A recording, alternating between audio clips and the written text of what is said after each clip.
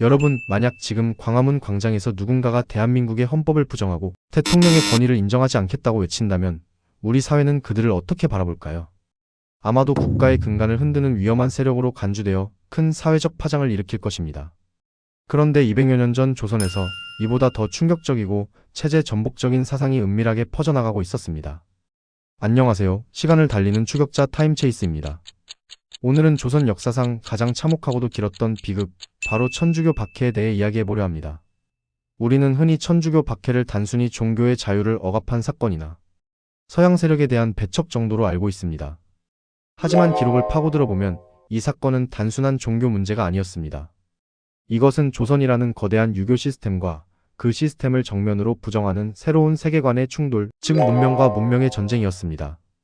대체 왜 인이 예지를 숭상하던 조선의 왕들은 그토록 잔혹하게 백성들을 처형해야만 했을까요? 정조는 왜 천주교를 묵인했고 그의 사후에는 왜 피바람이 불었을까요? 오늘 저 타임체이스와 함께 실록의 행간 속에 숨겨진 그 서늘한 진실을 추적해보겠습니다. 이야기는 17세기 중국 북경을 다녀온 사신들의 보따리에서 시작됩니다. 당시 조선의 지식인들에게 천주교는 종교가 아니었습니다. 그저 서학, 즉 서양에서 온 신기한 학문이었죠. 마치 우리가 2000년대 초반에 인터넷이라는 신문물을 접하고 열광했던 것처럼 당시 남인 계열의 젊은 학자들에게 서학은 세상을 보는 새로운 창이었습니다. 이수광의 지봉유설에 천주시리가 처음 소개되었을 때만 해도 분위기는 나쁘지 않았습니다. 성호 이익 같은 대학자는 천주교의 교리는 유교와 통하는 면이 있다며 학문적 호기심을 보였죠. 하지만 이 학문이 신앙으로 바뀌는 순간 조선 조정에는 감지할 수 없는 긴장감이 감돌기 시작합니다. 책상 위의 이론이 삶의 실천으로 넘어가는 순간 충돌은 피할 수 없는 운명이 되기 때문입니다. 사건의 도화선에 불을 붙인 것은 1791년 전라도 진산에서 일어난 한 사건이었습니다. 바로 진산 사건입니다. 이 사건의 주인공 윤지충은 정약용의 외사촌이자 명망 높은 양반가 자제였습니다. 그런데 그가 어머니의 장례를 치르면서 충격적인 행동을 합니다. 바로 조상의 위패, 즉 신주를 불태우고 유교식 제사를 거부한 것입니다. 여러분, 조선이 어떤 나라입니까? 효가 곧 국가의 법이자 종교인 나라입니다. 제사를 지내지 않는다는 건 단순히 의례를 생략하는 것이 아닙니다. 그것은 나는 더 이상 나의 부모를, 나아가 이 나라의 임금을 섬기지 않겠다고 선언하는 것과 다를 바 없는 조선 사회에서 가장 끔찍한 폐륜이었습니다. 조정은 발칵 뒤집혔습니다. 당시 집권 세력이었던 노론벽파는 기다렸다는 듯이 공격을 퍼붓습니다.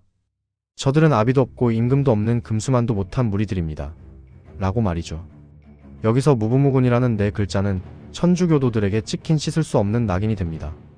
하지만 당시 국왕이었던 정조의 대응은 의외로 차분했습니다.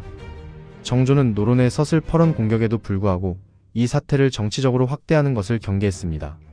정조실록을 보면 정조는 사악한 학문은 바른 학문을 흥하게 하면 저절로 사라질 것이라며 무자비한 탄압보다는 교화를 우선시했습니다. 이를 이단은 바른 것으로 물리친다는 벽위편의 논리라고 하죠.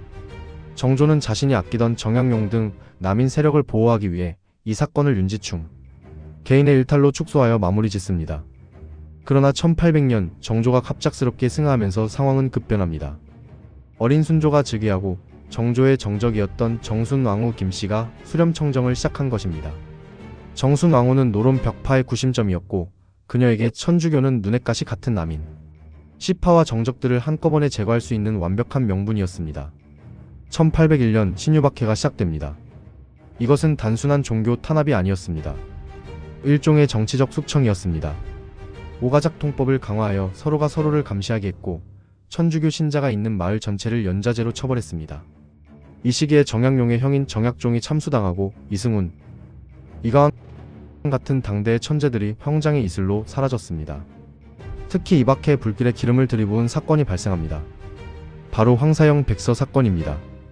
박해를 피해 충북 제천의 배론 성지에 숨어있던 황사영은 비단의 1만 3천자에 달하는 편지를 써서 중국 북경의 주교에게 보내려다 발각됩니다. 그 내용은 실로 충격적이었습니다. 조선의 서양의 군함과 병력을 보내주어 종교의 자유를 얻게 해달라는 요청이 포함되어 있었기 때문입니다. 이것은 조선 조정 입장에서 볼 때 명백한 외환 유치죄, 즉 반역이었습니다.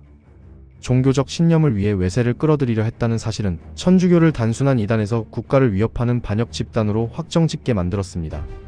조정은 이제 천주교를 박멸해야 할 절대악으로 규정했고 박해의 강도는 상상을 초월할 정도로 잔혹해졌습니다. 여기서 우리는 한 가지 깊이 있는 질문을 던져야 합니다. 조선은 정말로 종교적 교리 자체가 싫어서 이토록 잔인하게 굴었을까요? 사실 조선은 불교나 무속 신앙에 대해서는 억압할지언정 이렇게까지 조직적으로 학살하지는 않았습니다. 천주교는 무엇이 달랐을까요? 핵심은 바로 평등과 충효의 부정이었습니다. 천주교의 교리인 모든 인간은 하느님 앞에 평등하다는 말은 신분제를 근간으로 하는 조선의 사회 시스템을 뿌리째 흔드는 것이었습니다. 양반과 노비가 한자리에 모여 예배를 드리고 형제 자매라 부르는 모습은 당시 기득권층에게는 세상이 무너지는 공포였을 것입니다. 조선의 지배층에게 천주교는 종교가 아니라 체제 전복을 꾀하는 사상적 바이러스였습니다. 또한 유교 사회에서 의례는 단순한 형식이 아닙니다.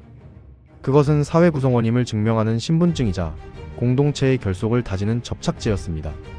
제사를 거부한다는 것은 이 공동체의 일원이기를 포기하겠다는 선언과 같았습니다. 여러분이라면 이 상황에서 어떤 판단을 내리셨을까요? 만약 여러분이 조선의 왕이나 신하였다면 기존 질서를 위협하고 외세까지 끌어들이려 하는 이들을 포용할 수 있었을까요? 아니면 체제 수호를 위해 칼을 빼들었을까요? 댓글로 여러분의 생각을 자유롭게 남겨주세요. 이것은 옳고 그름을 떠나 체제 유지와 변화의 갈망 사이에서 벌어진 필연적인 비극이었는지도 모릅니다. 조선의 천주교 박해는 병인 박해에 이르러 절정을 찍습니다. 흥선대 원군은 무려 8천여 명의 신자를 처형합니다. 이는 당시 프랑스 함대가 강화도를 침범하는 병인 양요의 직접적인 원인이 되기도 하죠. 결국 천주교 박해는 내부의 정치 투쟁에서 시작되어 사상적 대립을 거쳐 제국주의 열강의 침략을 불러오는 빌미가 되는 조선 후기 역사의 가장 복잡하고도 비극적인 연결고리가 되었습니다. 오늘 우리는 조선이 왜 천주교를 그토록 잔혹하게 박해했는지 그 이면에 숨겨진 정치적, 사회적 이유들을 살펴보았습니다.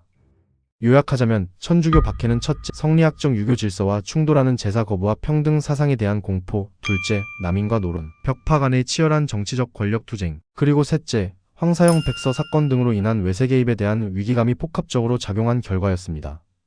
역사는 승자의 기록이라고 하지만 그 피 흘린 기록 속에는 시대를 앞서가려 했던 자들의 고뇌와 체제를 지키려 했던 자들의 두려움이 모두 담겨 있습니다.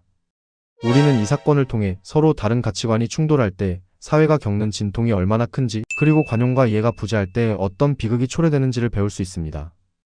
역사는 단순히 과거를 외우는 것이 아니라 오늘을 비추는 거울입니다. 200년 전에 그 치열했던 고민이 오늘날 우리 사회의 갈등을 해결하는 데에도 작은 실마리가 되기를 바랍니다. 오늘 영상이 유익하셨다면 구독과 좋아요, 알림 설정 부탁드립니다. 지금까지 타임체이스였습니다. 감사합니다.